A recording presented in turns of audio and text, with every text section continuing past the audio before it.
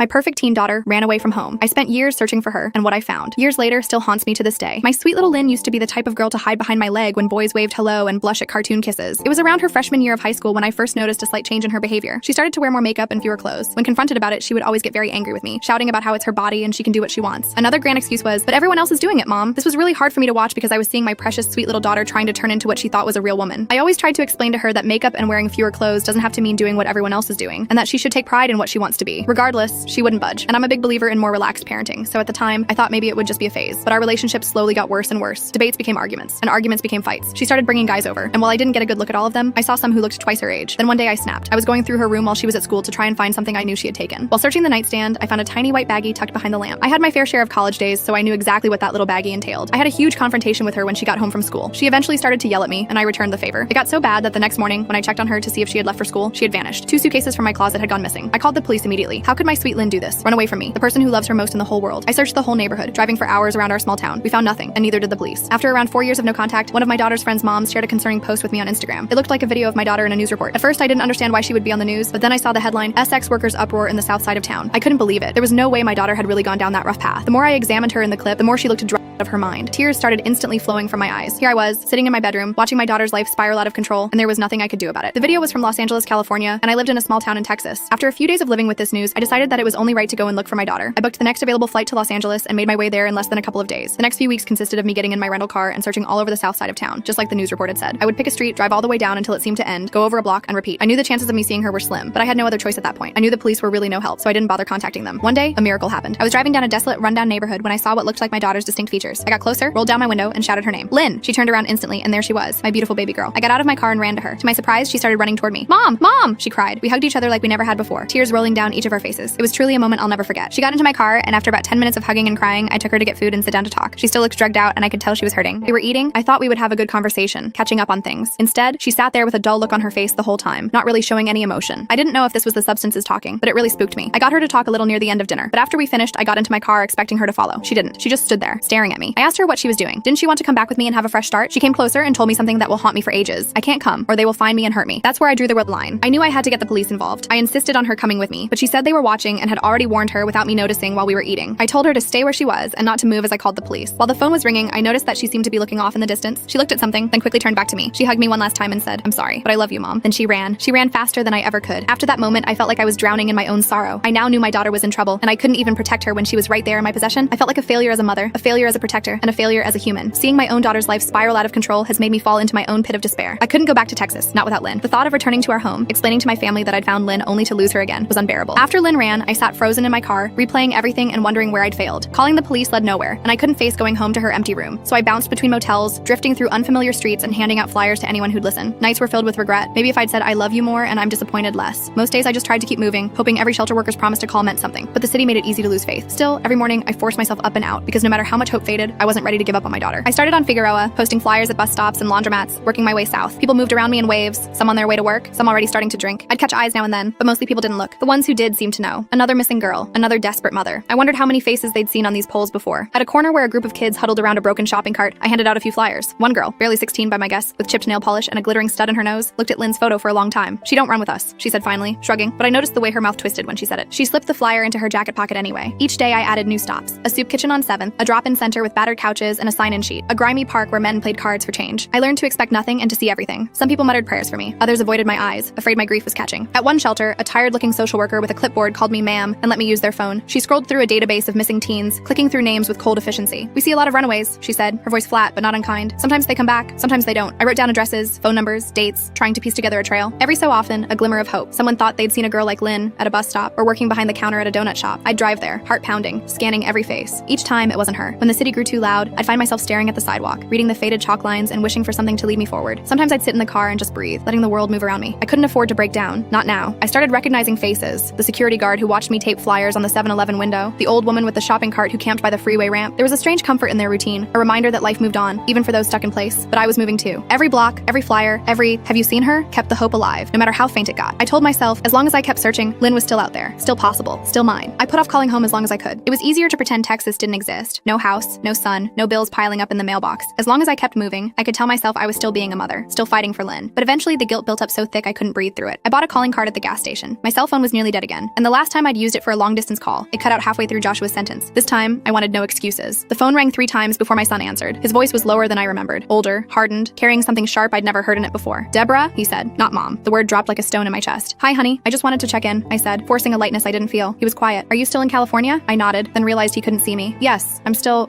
looking." Another long pause. "It's been almost 2 months, you know that? Grandma's worried." Dad called. He said if you don't check in with work, you're going to lose your job. I tried to keep my voice steady. "Joshua, I have to find her. I can't just leave." "You left us." His voice cracked, just a little. "You left me." That stung worse than any insult. I tried to swallow it down. "I know, sweetheart. I'm sorry. I need to keep trying. She's out there. I know she is. I saw her room today," he said, softening for just a moment. "It still smells like her. Sometimes I go in there and I just wish you'd come home, Mom, even if you can't bring her with you." His words pressed on every sore spot in me. Guilt, shame, and longing tangled in my chest. "I can't yet," I whispered, "but I promise I'm not giving up. Not on you, not on her." Joshua exhaled, all the weight of a teenage boy holding up the world. "Just call us, okay? Grandma says she prays for you both every night. Even Dad does." We said goodbye, neither of us willing to say I love you first. When I hung up, I stared at the motel ceiling for a long time, trying not to let the tears come. I felt like a ghost, haunting 2 worlds but belonging to neither. But I couldn't stop. If I did, Lynn's face would vanish from these streets, and I wasn't ready to let her become just another lost girl. It was at a makeshift soup kitchen, a folding table set up in an abandoned church lot, where I met Linda. She looked out of place, just like I did. Jeans a little too clean, hair pulled back tight, clutching a stack of flyers with shaking hands. The volunteers took one look at us, and maybe out of pity, poured our coffee extra hot. We stood off to the side, 2 islands in a sea of hard luck. She nodded at my stack of flyers. "Yours missing too?" I held up Lynn's picture. 4 years now. I saw her a few days ago, but she ran. Linda gave me a sad smile and showed me her own flyer. "My son, Toby. He left home last year. Haven't seen him since Easter." It felt strange, talking to someone who understood the language of missing. With Linda, I didn't have to explain why my hands shook, or why I watched every teenage face that passed. She told me about calling hospitals, pestering police, sleeping in her car outside shelters. "I've started to memorize the intake schedules," she admitted, rubbing her eyes. "They're always full. They never know anything." We walked the streets together that afternoon, handing out flyers and trading stories. Linda about her quiet house in Bakersfield, her angry ex-husband, the birthdays that passed with empty chairs at the table. I told her about Joshua, about the guilt that ate at me when I called home, about the way my own mother had stopped asking when I'd be back. It was easier to walk with someone else. We looked out for each other, taking turns talking to people who might have news. At one point, Linda reached for my hand as a fight broke out in the street, both of us ducking into a doorway until it calmed down. We laughed, breathless, shaken, and for a second, it almost felt normal. 2 mothers on a strange kind of errand. That night, we ate cheap tacos in her car and talked about the lives we used to have. Linda told me she'd started writing letters to Toby. Just in case, I write them, seal them up, and keep them in my glove box. I admitted I'd started doing the same for Lynn. We traded addresses, promised to call if either of us got news. "Maybe our kids ran off together," Linda joked, forcing a smile that nearly broke my heart. Before we parted, Linda pressed her hand over mine. "Don't give up, Deborah, even if you feel like you already have." I promised her I wouldn't, and for the first time in weeks, I almost believed myself. Nights in LA left too much room for memory. Sometimes I'd lie awake on the brittle motel sheets, the sound of sirens and distant arguments leaking through the window, and my mind would travel backward, faster than I could stop it. I remembered the first time I told Lynn about the divorce. She was 11, sitting on the swing in our Tucson backyard, the Arizona sun a blinding white over her hair. I'd practiced what to say, but it came out all wrong. "Your dad and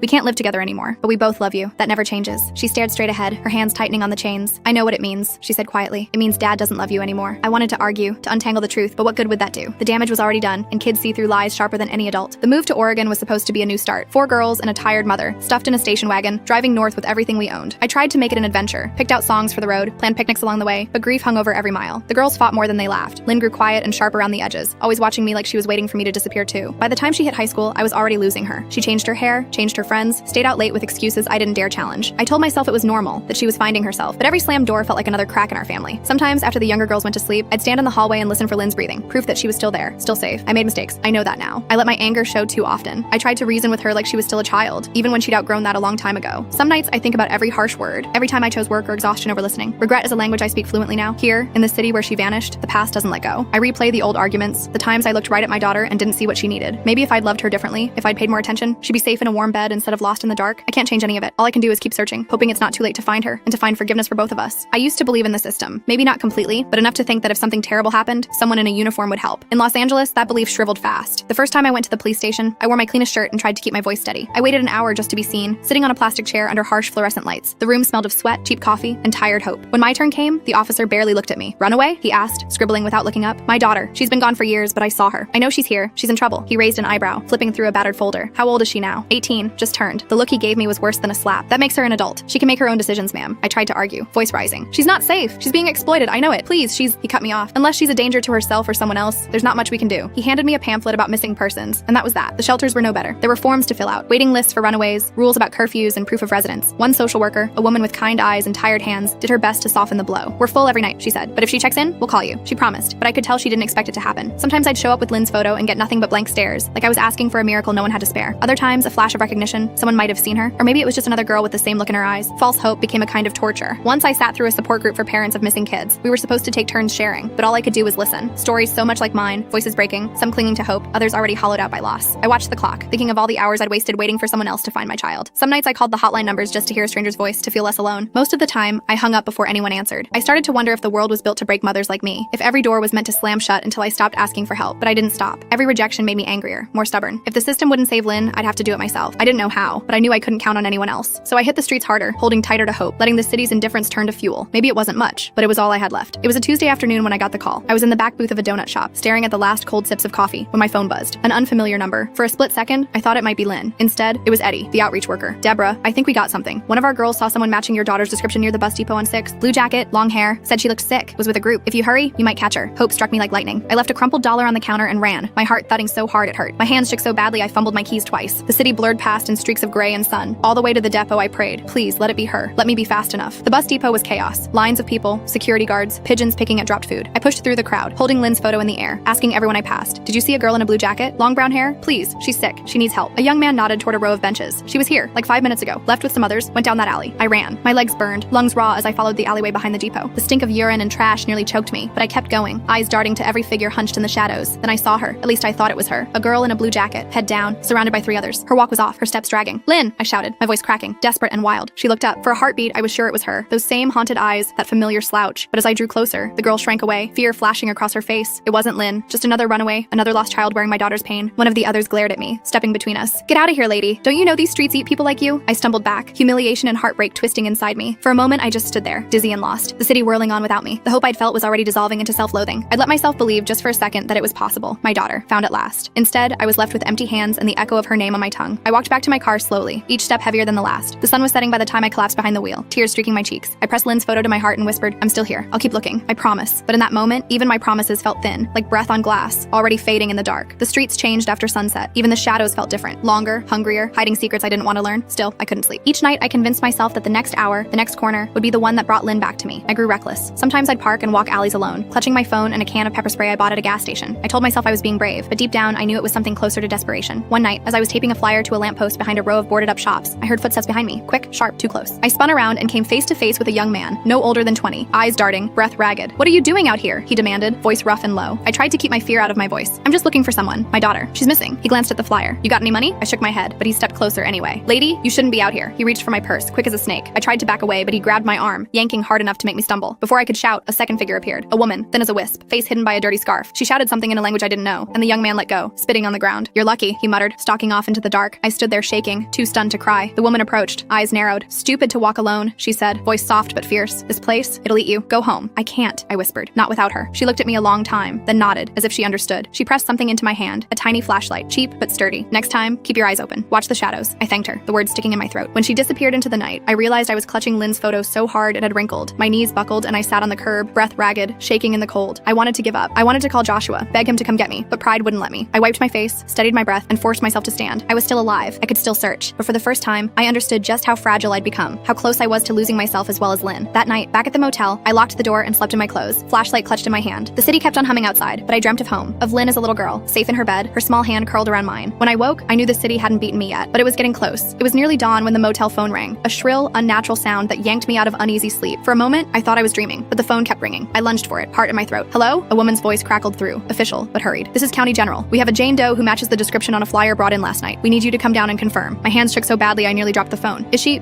okay? She's alive. She's in rough shape. Please come as soon as you can. I was out the door in minutes, forgetting everything except the directions the nurse had given me. The city was gray and empty, the streets washed clean by a rare bit of rain. I prayed out loud, promising anything if I could just have my daughter back. At the hospital, everything moved at half speed. The nurse at the desk eyed my clothes and hollow face, then silently led me down a long hallway that smelled of antiseptic and old fear. She paused outside a curtained bay. Prepare yourself. She's been through a lot. I took a shaky breath and stepped inside. On the bed was a girl, thin, bruised, hair dark and tangled, oxygen tubing under her nose. She looked so small. My chest clenched. I forced myself to step closer, whispering, Lynn? The girl turned her head, blinking up at me with blank, unfamiliar eyes. It wasn't Lynn. My knees almost buckled, but I held onto the edge of the bed to keep from falling. The girl stared at me, searching my face for something I couldn't give. I fumbled for words. I'm sorry. I thought you were my daughter. She nodded, eyes filling with tears. My mom doesn't know where I am either. For a moment, we just sat in the silence, two strangers lost in different kinds of pain. I squeezed her hand because it was all I could offer. Back in the hallway, the nurse tried to comfort me, but her words slid past. You're not the first, she said softly. Sometimes I think every mother in LA is searching for someone. I left the hospital numb, my hope drained and heavy in my bones. On the sidewalk outside, the sun was rising over the city, throwing gold over the cracked concrete concrete. I stared at it, willing myself to feel something, anything besides loss. But all I could do was keep walking, one foot in front of the other, day after day, hoping that next time, the call would be for Lynn, and that this time, it wouldn't be too late. When the streets grew too loud and the world felt hopeless, I wrote letters to Lynn. Not emails, not texts, old-fashioned letters on motel stationery or the backs of diner receipts. I never mailed them. I just needed to talk to her, even if she'd never read a word. I wrote the first one after the hospital, hunched over the little desk by the window as the city's night noises bled through the glass. Dear Lynn, I saw a girl in the hospital today. For a moment, I thought she was you. I wanted it so badly I almost convinced myself, but it wasn't you. I'm still here. I'm still searching. I'll always be searching. I wrote about Texas, about the way Joshua's voice has changed, how your grandma asks about you every Sunday after church, how your old room smells like dust and lost time. I wrote about all the little things I remembered, how you hated ketchup on your fries, how you snuck your baby sister cookies after bedtime, how you used to sing yourself to sleep when you thought no one was listening. I'm sorry for every time I yelled, for every time I let my fear turn to anger. I wish I'd listened more. I wish I'd told you you were enough, even when you were lost. I don't care what you've done or where you've been. I just want you home. Sometimes my letters were angry. Why did you run, Lynn? Why did you leave me to chase after shadows? Didn't you know I'd follow you anywhere? Didn't you care that I'd lose everything for a chance to hold you again? But mostly, they were love letters. A mother's promise written out in ink, the kind that stains your hands and never quite washes off. I still keep your photo in my wallet. Sometimes I talk to it. Maybe that means I'm losing my mind. Or maybe it means I'm still your mom, even out here, even now. On the loneliest nights, I'd tuck the letters beneath my pillow, as if words could stand in for the daughter I couldn't find. I told myself that someday, if I was lucky, I'd put these in her hands, and she'd understand, she'd forgive me, and maybe I'd forgive myself too. But until then, the letters piled up, silent witnesses to my hope, my grief, my love. And I kept writing, because as long as I was writing, Lynn was still out there. As long as I wrote, there was still a chance. Sometimes late at night, I'd scroll through old photos on my phone, birthdays in Texas, Joshua grinning in his Little League cap, Lynn blowing out candles, the whole family squeezed together on the couch. It felt like another lifetime, another version of myself. Every few weeks, I forced myself to call home. I knew they worried, even if they never said it straight out. Joshua answered on the third ring this time, his voice flat, half asleep. Mom? Hi, honey. Did I wake you? It's fine. He didn't ask where I was. He already knew. How's school? I asked. As if homework or grades mattered right now, he hesitated. It's okay, I guess. Grandma's still making meatloaf on Sundays. She leaves a plate for you, you know, like you're gonna walk through the door. I closed my eyes, picturing the old kitchen, the chipped tile, the sound of forks scraping plates. Tell her I miss her. I miss you both, he sighed. You could just come home. I bit my lip. Not yet, sweetheart. I have to find her. I know. His voice was tired, brittle around the edges. But I need you too, Mom. It's like I lost both of you. I wanted to explain, to make him understand the terror that kept me in LA, the promise I couldn't break, but the words stuck. Guilt pressed down, a physical ache in my chest. I'm sorry, Joshua. I really am. I'll call again soon, okay? We hung up, nothing resolved, and I sat for a long time with the phone warm in my hand, staring at the motel ceiling. I remembered the last time we were all together, Lynn and Joshua fighting over the TV remote, my mother laughing as if we'd always be whole. I wondered what they told people at church, what story they spun for neighbors who asked why I'd vanished, why I chased after a daughter who didn't want to be found. Did they blame me? Did they wish I'd given up? I was haunted by the feeling that every mile I stayed away, I lost a piece of home. But if I left, I'd lose Lynn for good, and maybe lose myself too. In the silence, I pulled out the stack of letters I kept for Lynn, pressing them flat with my palm. For a moment, I wished I could write one to Joshua, explain what it meant to love two children at once and feel like you were failing them both. Instead, I just sat there, missing a life that no longer existed, praying that one day, somehow, I could bring us all back home. The day I ran into Linda again, the city was blanketed by an early morning fog that made everything feel distant and muffled. We found each other in the line at the soup kitchen, our shoulders hunched against the damp. I could see the strain in her face even before she spoke. She looked thinner, her eyes red-rimmed. They found Toby, she whispered, voice hollow. I felt my stomach drop. Where? She shook her head. A drainage canal, out past Alhambra. They think he was there for weeks. They said he must have been alone. There was nothing to say. I reached for her hand, and for a moment, we just stood there, two mothers clutching each other like lifelines. The noise and shuffle of the line faded until all I could hear was Linda's ragged breathing. I thought I'd feel something, relief maybe, to finally know, but it's just empty. Like my whole body turned to glass, and I'm scared to move in case I break. I squeezed her hand tighter. I'm so sorry, Linda. I'm so sorry. She gave a small, bitter laugh. At least now I can stop searching. At least now I can sleep, even if I don't want to dream. The next hour passed in silence. We sat on the curb, eating watery soup and sharing the kind of silence only grief can hold. Linda talked about Toby as a boy, how he loved old monster movies, how he hated peas, how he used to fall asleep on her shoulder in the car, all those small, precious things that meant nothing to the world, but everything to a mother. Later, as we parted, Linda gripped my arms, her eyes fierce despite the tears. Don't stop looking, Deborah. Even if it kills you, I'd do it all over again for one more minute with him. I watched her walk away, shoulders hunched, swallowed by the city, her pain pressed against me, sharp as broken glass. For the rest of the day, I couldn't escape it. The knowledge that this search didn't always end in reunions. Sometimes it ended in silence, in loss, in empty rooms and beds that would never be slept in again. That night, I wrote another letter to Lynn, the words spilling out faster than I could control. Dear Lynn, today I learned what it means to lose hope completely. I wish I could put you in a bubble, safe from this world, from every danger, every mistake, but I can't. All I can do is keep searching, keep loving you, even if you never come back. I pressed the letter under my pillow and lay awake long into the night, haunted by Linda's story, praying mine would end differently. It happened on a Thursday, almost 6 months to the day since I'd first seen Lynn on the street. The city was choking on spring heat, and I was down to my last flyer, the edges ragged from too many hands. Eddie, the outreach worker, called just after noon. Deborah, I think you need to come to St. Cecilia's shelter. There's a girl here asking for you. My heart beat so hard I nearly dropped the phone. Is it her? He hesitated. You should come. I drove like a woman possessed, not caring about red lights or honking horns. My hands gripped the wheel so tight they cramped. Outside the shelter, sunlight glared off cracked windows, and my legs threatened to buckle as I pushed open the door. The lobby was noisy, filled with the shuffle of tired bodies and the smell of stale coffee. At the far end, huddled on a plastic chair, sat a girl with hair hanging limp over her face, a blue jacket 2 sizes too big wrapped tight around her shoulders. Lynn? My voice barely rose above a whisper, afraid to shatter the moment. She looked up, and for an instant, time collapsed. Her eyes were sunken, her face gaunt and bruised, but it was her, my Lynn, my baby, impossibly alive. She stood, shaky on her feet. For a second, we both hesitated, afraid the dream might break. Then she stumbled into my arms, and I caught her, holding on like like I could anchor her to the earth. We both started crying, all words lost. I felt the sharpness of her shoulder blades, the way she flinched at my touch. Her hands were ice cold, her breath shallow against my neck. For a long time, we didn't say anything. I just rocked her, whispering her name over and over. Lynn, Lynn, my Lynn. Finally, she pulled away, wiping her nose on her sleeve. Her voice was raw and small. I don't know where else to go, Mom. My throat closed with gratitude and grief. You did the right thing. You're safe now. Eddie appeared in the doorway, giving us a nod. You've both got a room for the night. We'll get her checked out by the nurse. I thanked him, tears still streaking my cheeks. When we were alone, I took Lynn's hands in mine, memorizing every line and scar. We're going to get through this. We'll find a way. Lynn only nodded, her gaze drifting to the window, already distant. I wanted to wrap her in my arms, take her home, erase everything that had happened. But as I studied her, I realized the road back would be long and winding, if it existed at all. That night, I slept in a cot beside her bed, holding her hand as she shivered in her sleep. I listened to the rise and fall of her breath, terrified it might stop, determined not to let go. For the first time in a long time, hope and fear sat side by side in my heart. I had my daughter back, if only for a moment, and I would do anything to keep her safe. The nurse checked Lynn's vitals and left us alone in the tiny, fluorescent lit room. Outside, the city's noise was a distant hum, but in that moment, the world shrank down to just the two of us. I poured water into a paper cup and handed it to her. Lynn's hands trembled so badly she spilled a little, but she managed to sip. I studied her, really studied her, for the first time in years. Her cheeks were hollow, lips cracked, new scars tracing her wrists and the inside of her arms. There was a hardness in her eyes I'd never seen before. She looked both older and impossibly young. For a long time, neither of us spoke. Finally, she cleared her throat. I'm sorry, Mom. My breath caught. You don't have to say that. You don't have to. I do. Her voice was rough. I'm sorry for running, for everything, but I didn't know what else to do. I thought if I left, maybe things would get better. Or maybe I just wanted to disappear. I tried to reach for her hand, but she flinched, so I kept my hand on the blanket, close, but not touching. I made mistakes too, Lynn. I should have listened. I should have tried harder to understand. Her eyes filled with tears. It was never about you, Mom. Not really. I was just lost. After the divorce, I felt like I didn't matter anymore, like nobody could see me. The people out there, they saw me. At least they pretended to. She looked away, her jaw tightening. But it's not what you think. It's not a family. It's a prison. I tried to leave, but there's always someone watching. Always someone waiting to pull you back in. Drugs make it easier, but only for a little while. My heart broke for her. Let me help, please. We can go home or anywhere you want. You don't have to be alone. She shook her head, wiping her face. I can't, Mom. If I leave now, they'll find me. They'll hurt you. I don't want you mixed up in this. I felt a helpless rage, a desire to tear the whole world apart to keep her safe. You're my daughter. I'd do anything for you. Anything. Lynn let out a shuddering breath. You don't understand. There's no way out. Not really. You can't save me. Nobody can. I wanted to argue, to promise her the impossible, but I saw the defeat in her eyes, the deep, bone-tired hopelessness. Instead, I leaned closer, voice trembling. I love you. I always have. That's never going to change, no matter what. A ghost of a smile flickered across her face. I know, Mom. I love you too. I never stopped. We sat together in silence, broken but still tethered by love. Outside, a siren wailed, distant and cold. That night, after she fell asleep, I wrote another letter. Dear Lynn, tonight I saw you for who you are. Scared, strong, wounded, and still my little girl. I wish I could take your pain and carry it for you. I wish I could build a world where nothing could ever hurt you again. I don't know how to fix this, but I'll never stop trying. I put the letter with the others and lay beside her in the dark, listening to her breathing, trying to hold the moment as tightly as I could. By morning, Lynn looked worse, eyes rimmed with red, hands shaking so badly she struggled to eat the toast the nurse brought. I sat beside her, watching her try to swallow. Every bite looked like a battle she was losing. The shelter gave us 2 nights, then Lynn would have to move on. I tried to talk her into staying longer, checking into a rehab or going to the hospital. You need help, I pleaded. We can go anywhere you want, just let me take you somewhere safe. Lynn shook her head. It won't work, Mom. They know where I am. If I leave with you, they'll come after us. They'll hurt you to get to me. I thought about calling the police, but after all those fruitless nights begging for help, I knew what would happen. They'd take her statement, tell her she could leave if she wanted, then drop her right back on the street. The system had never been built for girls like her. Still, I tried. I called every number the nurse gave me. Detox centers, women's shelters, halfway houses. Every place had a wait list, or didn't take girls with active warrants, or said she had to show up clean. One woman offered a spot in a rehab 2 hours north, but we had to get there on our own, and Lynn needed to stay sober for the intake. I looked at Lynn, sweating, pale, eyes darting, and knew it was impossible. Maybe you could just come home to Texas, I whispered, voice thick. We could start over, just for a little while. She smiled, soft and sad. I wish I could, Mom. I really do, but I'm tired. I just want to sleep. That night, I barricaded our shelter room door with a chair. I dozed in the cot, one hand on her blanket, listening for footsteps in the hallway, afraid every sound was someone coming to take her away again. Early in the morning, I found her in the bathroom, hunched over the sink, shivering. I don't feel good, she whispered. Everything hurts. I wrapped her in a blanket, my arms barely able to steady her. We rode to the clinic in a donated van. The nurse checked her vitals, took her temperature, murmured words I didn't understand. After a while, they let us stay, but only for the day. They had no beds left. Lynn rested her head on my lap as we waited in the clinic's crowded lobby, surrounded by people coughing and crying and begging for medicine. I stroked her hair, humming the lullaby I used to sing when she was small, her eyes closed, her breathing uneven. Let this save her, I prayed. Let this be enough. But in the end, there was nowhere left to go. The system's doors closed in our faces, and the city's shadows grew longer. When night fell, we were back on the street, nowhere safe left to run. I held her close, my heart cracking with every step, and tried not to wonder if this was what the end looked like. The last night came without warning, like a door shutting softly in the dark. We found a bench near the edge of MacArthur Park, far from the glow of streetlights and the endless roar of traffic. Lynn was exhausted, her head resting on my shoulder, hands trembling in her lap. I pulled the blanket tighter around her, willing my warmth to seep into her bones. We talked quietly, afraid to disturb the fragile peace that had settled between us. She told me stories of girls she'd met, some still alive, some lost to the streets, all of them searching for something they couldn't name. She asked about home, about Joshua and her sisters, about the little things, if the orange cat still slept on the porch, if her room still smelled like vanilla lotion. I told her everything I could, painting pictures of Texas sunsets and Sunday dinners, trying to bring the world she'd lost a little closer. I told her how much we missed her, how Joshua still left her favorite cereal on the shelf in case she came back. After a long silence, Lynn looked up at me. Her eyes were glassy, tired. I'm sorry I hurt you, Mom. I'm sorry I couldn't be better. I hugged her, holding her as tightly as I dared. You don't have to be better. You just have to be here. She smiled, a flicker of the old Lynn. I'm tired, Mom. I don't know if I can keep doing this. My heart broke, but I forced myself to nod. Whatever you need, I'm here. I'll stay as long as you want. We watched the city lights flicker, listening to the distant music and laughter her, the world going on as if nothing had changed. She rested her head on my lap, and I stroked her hair, humming the lullaby she loved as a child. I wished I could bottle that moment, keep her safe and close forever. When she fell asleep, I stayed awake, afraid to let go, afraid of what the next morning would bring. Just before dawn, she stirred, eyes bleary. "I love you, Mom. Don't forget, okay?" I kissed her forehead, tears slipping down my face. "I'll never forget. I love you more than anything." As the sun rose, painting the sky in bruised orange and gold, she squeezed my hand one last time, then drifted back to sleep. I watched her chest rise and fall, counting each breath, holding on for as long as I could. I didn't know it then, but that was our goodbye. Days bled into each other after that last night. Lynn disappeared from the shelter as quietly as she'd arrived. I spent 2 days combing the parks, the soup kitchens, the bus stations, everywhere I could think of. Each time I asked, "Have you seen her?" people just shook their heads or looked away. On the third morning, the phone in my motel room rang. The sound cut through the silence like a knife. I answered on the second ring, the world narrowing to the hum of the line and the dread in my chest. "Is this Deborah?" The voice was official, brittle, already sorry. "Yes, this is Officer Marquez with the Los Angeles Police Department. I'm so sorry, ma'am. We found a young woman who matches your daughter's description. She was brought into County General last night. There was an overdose. She didn't make it. I couldn't breathe. I couldn't think. The world spun, and I clutched the phone so tightly I thought it might crack in my hand. "No," I whispered, the word too small for the pain. "No, you're wrong. She